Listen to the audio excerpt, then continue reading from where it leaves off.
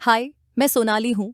Video शुरू करने से पहले मेरे चैनल सोनाली वॉइस को सब्सक्राइब करें और रेगुलर अपडेट पाने के लिए बगल में दिए गए बेल आइकन को प्रेस करें। मेरा नाम सहेली है। ये मेरी जिंदगी की एक दुख भरी कहानी है जिसे सुनकर आपकी आंखों में आंसू आ जाएंगे। मैं एक बंगले में अपनी मालकिन की खास नौकरानी थी। मेरी उम्र 32 साल थी और मेरे 3 बच्चे थे, 2 बेटे और एक बेटी। मेरी मालकिन, जहां मैं पिछले 7 सालों से काम कर रही थी, कि घर में कोई बच्चा नहीं था, जबकि उनकी शादी को 8 साल हो चुके थे। इन 8 सालों में उन्होंने कई डॉक्टरों से इलाज करवाया और कई तांत्रिकों के पास गईं, लेकिन उन्हें कोई संतान नहीं हुई। शायद उनके भाग्य में औलाद नहीं थी। मेरी मालकिन मुझसे बहुत प्यारी थीं। उनके और मेरे मालिक के बीच लव मैरिज हुई थी। शादी के 1 साल बाद उन्होंने मुझे नौकरी पर रखा था और मैं उनकी सबसे भरोसेमंद नौकरानी साबित हुई थी। वह अपनी हर अच्छी बुरी बात मुझसे शेयर करती थीं। मेरे मालिक को भी बच्चे बहुत पसंद थे। उनका कहना था कि चाहे कुछ भी हो जाए, उन्हें तो बच्चा चाहिए। उनके और मेरी मालकिन के बीच बहुत मोहब्बत थी, लेकिन बच्चा न होने की वजह से मालिक उनसे खफा रहने लगे थे। उनका कहना था कि उन्हें अपना खून चाहिए। मालिक का कहना था कि अगर उनका बच्चा नहीं हुआ तो उनका खानदान खत्म हो जाएगा। मेरे मालिक की जिद थी कि उन्हें अपना ही खून चाहिए। मेरी मालकिन ने हर संभव कोशिश कर ली थी, लेकिन वह प्रेग्नेंट नहीं हो पा रही थी। उन्होंने जादू टोना भी करवाया था, पर सब बेकार रहा। मालिक ने दूसरी शादी करने का पक्का इरादा कर लिया था। मेरी मालकिन अपने पति से बहुत प्यार करती थीं और नहीं चाहती थीं कि उनके पति किसी दूसरी औरत को घर में लाएं। मैंने मालकिन की बहुत मदद की थी। वे जहां भी जाती थीं, मुझे अपने साथ ले जाती थीं। लेकिन इस बार मालिक ने दूसरी शादी का पक्का इरादा कर लिया था। मालकिन बहुत परेशान थी। मैंने उन्हें तसल्ली देने की कोशिश की, लेकिन उनका दर्द बहुत गहरा था। उन्होंने मुझसे कहा कि वह अपने पति की दूसरी पत्नी को बर्दाश्त नहीं कर सकती। एक दिन जब मालकिन बहुत परेशान थी, उन्होंने अचानक मुझसे पूछा, सहेली, क्या तुम मेरी मदद कर सकती हो? मैंने कहा, हाँ मालकिन, मैं हमेशा आपकी मदद करने के लिए तैयार हूं। आपको कहने की जरूरत नहीं है, बस बताइए मुझे क्या करना है। मालकिन ने कहा, मैं आज तुमसे ऐसी मदद मांगने जा रही हूं जो शायद तुम कभी तैयार न हो। उनकी बात सुनकर मैं हैरान हो गई। मैंने कहा, मालकिन, मैं आपकी हर तरह से मदद करूंगी। आप बताइए मुझे क्या करना है। मालकिन ने मेरी आंखों में देखते हुए कहा, जो बात अब मैं तुमसे कहने जा रही हूं वह तुम्हारे लिए सुनना और करना बहुत मुश्किल होगा। मैंने कहा, मालकिन आप बताइए, मैं आपकी मदद से इनकार नहीं करूंगी। मालकिन ने जो बात कही उसे सुनकर मेरे पैरों तले जमीन खिसक गई। मालकिन की बात सुनकर मैं एक पल के लिए शॉक्ड रह गई। मालकिन मेरे चेहरे के एक्सप्रेशन देख रही थीं और समझ गई थीं कि मैं कंफ्यूज हो गई हूं। फिर उन्होंने कहा, मैं जानती थी कि तुम मेरी मदद नहीं करोगी। इस मामले में काम बहुत मुश्किल था और कोई भी औरत इसे आसानी से नहीं करेगी। मैंने मालकिन से कहा, मालकिन, ऐसा कैसे हो सकता है? मैं इतना बड़ा काम कैसे कर सकती हूँ? यह काम गुप्त रखना पड़ेगा और इससे जितना नुकसान मुझे होगा, उससे कहीं ज्यादा आपको ही होगा। मैं आपकी मदद करने के लिए तैयार हूं। लेकिन मैं सोच में पड़ गई थी। मालकिन ने कहा, अगर तुम मेरी मदद करोगी तो मैं तुम्हें 50 लाख रुपए दूंगी। 50 लाख रुपये सुनकर मेरे होश उड़ गए थे। मैंने जिंदगी में कभी इतने पैसे नहीं देखे थे। मेरी आंखों के सामने 50 लाख रुपये लहराने लगे थे क्योंकि मैं बहुत गरीब थी। मेरी शादी एक गरीब किसान के साथ हुई थी। मेरा पति गांव में हमारे बच्चों के साथ रहता था और मैं शहर में मालकिन के घर नौकरी करती थी। मैं हर महीने अपने पति को पैसे भेजती थी। जब से मैंने यहाँ काम करना शुरू किया था, मेरे पति ने नौकरी छोड़ दी थी और उसने लाखों रुपए का कर्ज ले रखा था। हमारे ऊपर करीब 5 लाख रुपए का कर्ज था। ये 50 लाख रुपए हमारे बहुत काम आ सकते थे। रकम बहुत बड़ी थी और काम आसान, लेकिन मुझे डर था कि मेरा पति इस काम के लिए अनुमति देगा या नहीं। वैसे मुझे पूरी उम्मीद थी कि जब मेरा पति 50 लाख रुपए की रकम के बारे में सुनेगा तो वह फौरन ही इस काम के लिए तैयार हो जाएगा। यही सोचते हुए मैं मालकिन की मदद के लिए तैयार हो गई थी। मैंने कहा, मैं आपकी मदद के लिए तैयार हूं, लेकिन आपको इस काम के लिए मालिक को भी तैयार करना होगा। अगर किसी को इस बारे में पता चल गया तो आपकी रेपुटेशन पर भी असर पड़ेगा।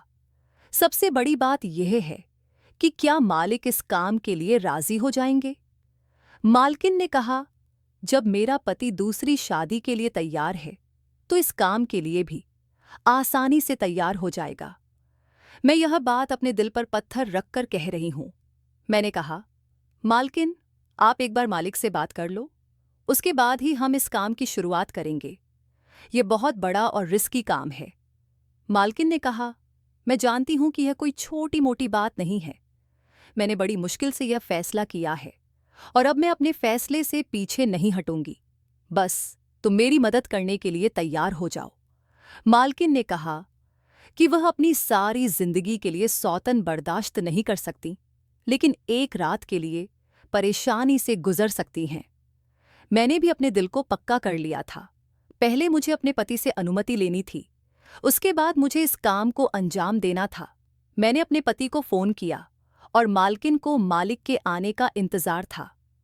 हमारा प्लान यह था कि मैं मालकिन के पति का बच्चा पैदा करूं। मालकिन ने कहा था कि वह जिंदगी भर की सौतन बर्दाश्त नहीं कर सकती, लेकिन एक रात के लिए अपने पति को किसी दूसरी औरत के साथ सिर्फ बच्चे की खातिर बर्दाश्त करने में कोई हर्ज नहीं। मालकिन ने कहा कि तुम मेरी जगह मेरे कमरे में जाओगी और मेरे पति के साथ संबंध बनाओगी। जब तुम प्रेग्नेंट हो जाओगी और बच्चा पैदा हो जाएगा तो वह बच्चा हमें दे दोगी। इसके बदले मैं तुम्हें 50 लाख रुपए दूंगी। मुझे इस काम से कोई प्रॉब्लम नहीं थी, क्योंकि मेरे पास पहले से ही 3 बच्चे थे। भगवान ने मुझे बेटा और बेटी दोनों दिए थे। मालकिन ने यह भी कहा था कि बच्चा पैदा होने के बाद मुझे अपने गांव लौट जाना होगा और फिर वे मुझे नौकरी पर नहीं रख सकेंगी। यह सुनकर मुझे बुरा लगा था। मैंने उनसे कहा था, फिर मैं कहाँ काम करने जाऊंगी और मेरे घर का गुजारा कैसे चलेगा? मालकिन ने कहा, 50 लाख रुपए मिलने के बाद तुम्हें नौकरी करने की जरूरत नहीं है। अगर फिर भी तुम्हें दिक्कत हुई तो मेरा नंबर तुम्हारे पास है, तुम मुझे कॉल कर सकती हो। मैं तुम्हारी सारी जिंदगी की एहसानमंद रहूंगी और तुम्हारी मदद करती रहूंगी। मालकिन की यह बात सुनकर मैं खुश हो गई थी। मैंने अपने पति को फोन किया और सारी बात बता दी। पहले तो मेरे पति को गुस्सा आया, लेकिन लालच में वह तैयार हो गया। मालकिन ने जब मुझे बताया कि उनके पति भी इस काम के लिए तैयार हो गए हैं, तो हम दोनों ने प्लान पर काम करना शुरू कर दिया। रात होते ही मालकिन ने मुझे मालिक के कमरे में भेज दिया। आज मैंने मालकिन की आंखों में आंसू देखे थे। उन्हें इस तरह तड़पते हुए देखा था जैसे कोई मछली बिना पानी के तड़पती है। कभी कभी औरत इतनी मजबूर हो जाती है कि उसे जो नहीं करना होता वह करना पड़ता है। आज मैं मालकिन को बहुत लाचार और मजबूर देख रही थी। उन्होंने मुझे गले लगाया और कहा, मुझे निराश मत करना। जिस इरादे से मैं तुम्हें भेज रही हूं, भगवान करे मेरा वो इरादा पूरा हो जाए और मेरे पति को औलाद मिल जाए, ताकि मेरे बच्चे की कमी पूरी हो जाए और मेरा पति भी मुझसे अलग ना हो। मैं माली के कमरे में चली गई थी और मालकिन नींद की दवाई खाकर अपने कमरे में सोने चली गई थी। वह रात शायद मालकिन के लिए कांटों पर गुजरी थी। जैसा हमने सोचा था वैसा ही हुआ। हमें ज्यादा इंतजार नहीं करना पड़ा और जल्दी ही मेरी तबीयत खराब रहने लगी। मालकिन ने मुझे शहर की सबसे अच्छी डॉक्टर को दिखाया। डॉक्टर ने गुड न्यूज़ दी कि मैं प्रेग्नेंट हूं। मालकिन और मालिक बहुत खुश हो गए थे। खासकर मालिक की खुशी का ठिकाना नहीं था। भगवान ने हमें ज्यादा इंतजार नहीं कराया था। मेरी आंखों के सामने 50 लाख रुपए की रकम घूम रही थी और मालिक और मालकिन भी बहुत खुश थे। मालिक ने अपने सारे रिश्तेदारों को बता दिया था कि मालकिन प्रेग्नेंट है, ताकि किसी को यह न पता चले कि यह बच्चा मालकिन की कोख से नहीं बल्कि मेरी कोख से जन्म लेगा। मालिक के सारे रिश्तेदार भी बहुत खुश थे, क्योंकि मालिक भी नहीं चाहते थे कि वह दूसरी शादी करे। वह तो मजबूरी में ऐसा करने की कोशिश कर रहे थे। अगर मालिक को दूसरी शादी करनी होती तो वह काफी साल पहले ही कर चुके होते। लोग तो बच्चा न होने पर 2-3 साल में ही दूसरी शादी की तैयारी शुरू कर देते हैं। मालिक तो फिर भी मालिक थे और इतने अमीर थे, कोई भी औरत उनसे आसानी से शादी कर लेती। लेकिन अब उन्होंने पक्का इरादा कर लिया था। जमाने और रिश्तेदारों के दबाव में आकर वह दूसरी शादी के लिए तैयार हो गए थे। अब उनकी सालों पुरानी तमन्ना पूरी होने वाली थी। मालिक की खुशी देखकर मुझे एक लम्हे के लिए घबराहट हो गई थी।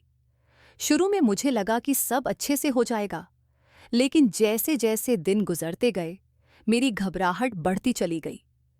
मैं परेशान थी और मालिक और मालकिन अपने बच्चे के आने के सपने देख रहे थे। वह दोनों मेरा बहुत ख्याल रख रहे थे। मुझे अच्छा लग रहा था कि मैं उनके घर में रह रही थी और इतने सालों से उन लोगों की सेवा कर रही थी। आज भगवान ने वक्त ऐसा ला दिया था कि दोनों मेरी सेवा कर रहे थे, जैसे मैं इस घर की मालकिन हूं और वे मेरे नौकर। लेकिन एक नई मुसीबत आ गई थी।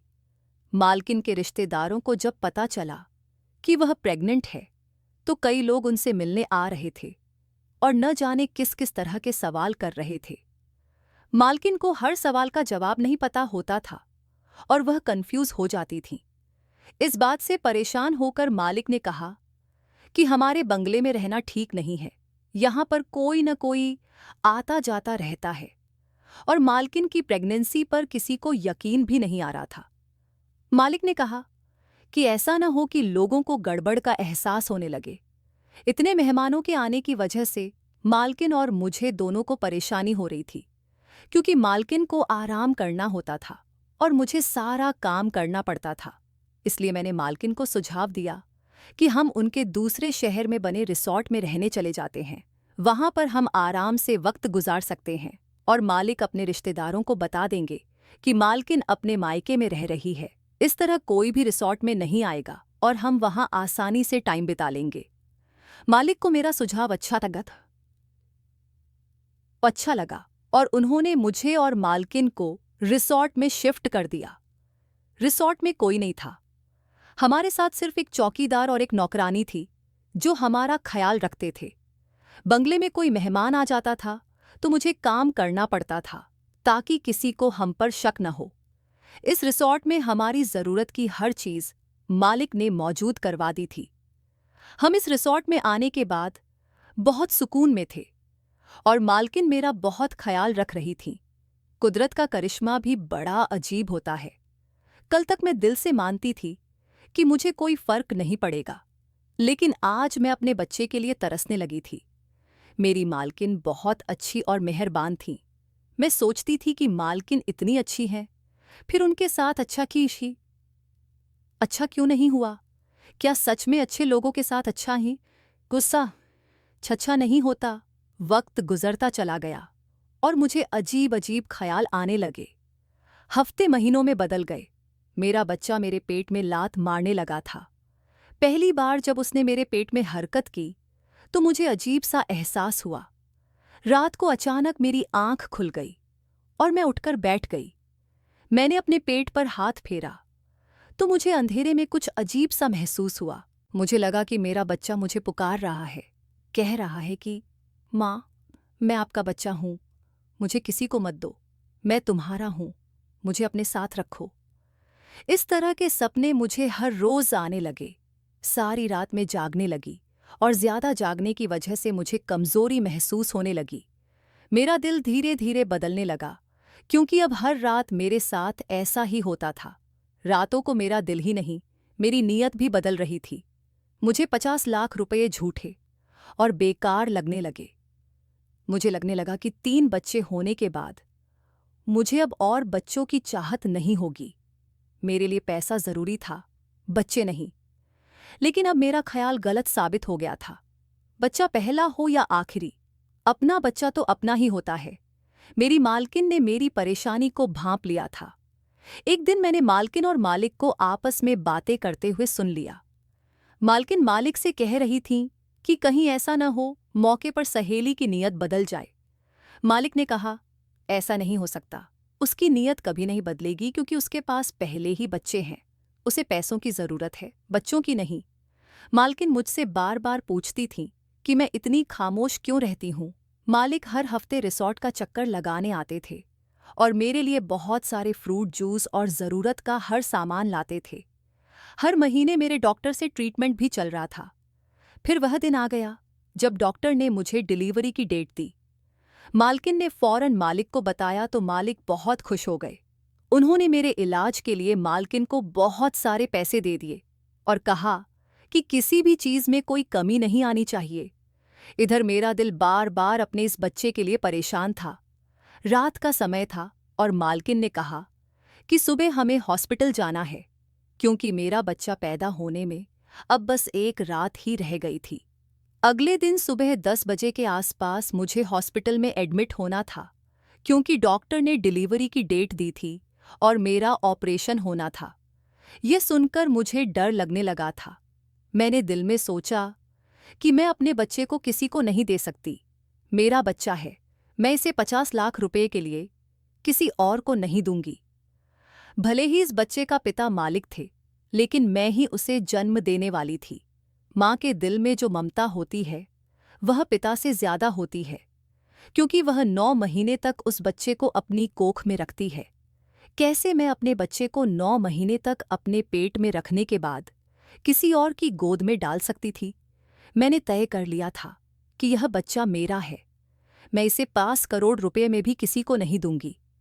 मेरी नीयत और मेरा इरादा दोनों बदल चुके थे। मैंने देखा कि मालकिन रात में अपने कमरे में सोने चली गई थी। मैंने जल्दी से अपना सामान पैक किया और चुपके से वहां से भाग गई। मेरी डिलीवरी की तारीख पास थी, इसलिए मुझे दर्द भी हो रहा था। रात में मैंने बस पकड़ी और सफ़र शुरू कर दिया। मुझे लग रहा था कि मैं अब और सहन नहीं कर सकती। मैंने अपने तीनों बच्चे सामान्य तरीके से जन्म दिए थे, इसलिए ऑपरेशन का डर था। मैंने सोचा, मुझे अपना बच्चा चाहिए और मैं उसे किसी और को नहीं दूंगी। मैंने लगभग 6 घंटे का सफ़र तय किया और अपने गांव पहुंच गई। मैं अपने घर नहीं गई, क्योंकि मेरा पति 50 लाख रुपए की उम्मीद लगाए बैठा था। अगर मैं उसके पास जाती तो वह मुझे वापस मालकिन के पास ले जाता और पैसे ले लेता। मेरा पति बहुत लालची था। उसने पैसे की वजह से मुझे किसी और के साथ रहने दिया। मैं गांव के पास दाई शारदा के पास चली गई। मेरे बाकी बच्चे भी उसी ने पैदा किए थे। मैंने दरवाज़ा खटखटाया। सुबह के 8 बजे थे, गर्मियों की सुबह। शारदा ने दरवाज़ा खोला और मुझे देखकर हैरान हो गई। उसने कहा, अब की बार तुम जल्दी नहीं आई हो। मैंने कहा, शायद भगवान की यही मर्जी थी। मैंने उसे बताया कि मुझे दर्द हो रहा है और मुझे जल्द से जल्द बच्चे की डिलीवरी चाहिए। मुझे डर था कि मालिक के आदमी आकर मेरा बच्चा न छीन लें। शारदा ने मुझे अंदर लिया और मेरी डिलीवरी करवाई। 1 घंटे के बाद मेरा बच्चा पैदा हुआ। मेरी खुशी का ठिकाना नहीं था। मैंने फैसला किया कि मैं अपने बच्चे को लेकर यहाँ से दूर चली जाऊंगी, ताकि कोई मुझे ढूंढ न सके। मैं नहीं चाहती थी कि मालिक और मालकिन को पता चले कि मैं भाग गई हूँ। मैं बच्चे को लेकर दूर गांव में बस गई और वहां काम करना शुरू कर दिया। मुझे मेरे किए की सज़ा मिली। मुझे कैंसर हो गया और गांव वालों ने मुझे अस्पताल में भर्ती करवाया। वहां पता चला कि मेरे पास ज्यादा समय नहीं है। मैंने अपनी जिंदगी की कहानी लिखनी शुरू कर दी, ताकि कोई और मेरी गलती न दोहराए। मेरा बेटा 15 साल का हो गया और उसने मेरी डायरी पढ़ ली। उसे मेरी सच्चाई का पता चला और उसने मुझसे सवाल किए। जब उसने मुझे डायरी दिखाई तो मैं सदमे में थी। मेरी तबीयत बिगड़ने लगी, लेकिन मेरे बेटे ने मेरी जान बचाने की पूरी कोशिश की। उस डायरी में शहर के पते में मालिक और मालकिन का बंगला लिखा हुआ था। मेरा बेटा मुझे गांव में मासी के पास छोड़कर मालिक और मालकिन के पास चला गया और मेरी डायरी भी अपने साथ ले गया। मैंने उसे रोकने की बहुत कोशिश की, लेकिन उसने मेरी एक न सुनी। वह अकेला ही चला गया और वहां जाकर उसने सारी सच्चाई मालिक और मालकिन को बता दी। मालिक और मालकिन को बहुत गुस्सा आया और उन्होंने सोचा कि यह बच्चा झूठ बोल रहा है। लेकिन जब उन्होंने उसकी शक्ल गौर से देखी तो हैरान रह गए। मालिक के गाल पर एक छोटा सा निशान था और वही निशान इस लड़के के गाल पर भी था। इससे साफ हो गया कि यह लड़का मालिक का ही बेटा है। उसके हाव भाव भी मालिक की तरह ही थे। अब मालिक और मालकिन को यकीन हो गया कि यह उनकी औलाद है। मालिक और मालकिन अपने गुस्से के बावजूद भी उसकी मदद करने के लिए तैयार हो गए। लड़के ने उनसे कहा, आप लोग मेरी माँ की जान बचा लीजिए। उन्हें शहर ले जाकर इलाज करवाना है, नहीं तो वह मर जाएंगी। मालिक और मालकिन का अब तक कोई बच्चा नहीं हुआ था और मेरे भाग जाने के बाद उन्होंने बच्चे की ख्वाहिश छोड़ दी थी, क्योंकि मालिक का मानना था कि शायद भगवान नहीं चाहते कि उनके पास बच्चा हो। जब मालिक और मालकिन उस लड़के के साथ मुझसे मिलने आए तो मुझे देखकर उनकी पुरानी यादें ताज़ा हो गईं। उन्होंने मुझे इतनी बीमार देखकर माफ कर दिया, लेकिन शिकायत की कि मैंने उनके साथ अच्छा नहीं किया था। उन्होंने बताया, जब तुम भाग गई तो हमने लोगों से कहा कि हमारा बच्चा अस्पताल में पैदा हुआ था, लेकिन वहां से चोरी हो गया और उसका कुछ पता नहीं चला।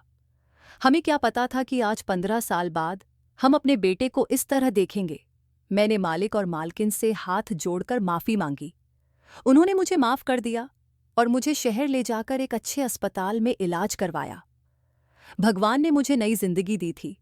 मेरी गलती बहुत बड़ी थी, जिसके लिए मौत भी कम सजा थी, लेकिन मेरे बेटे की दुआओं और मेहनत की वजह से मैं बच गई थी।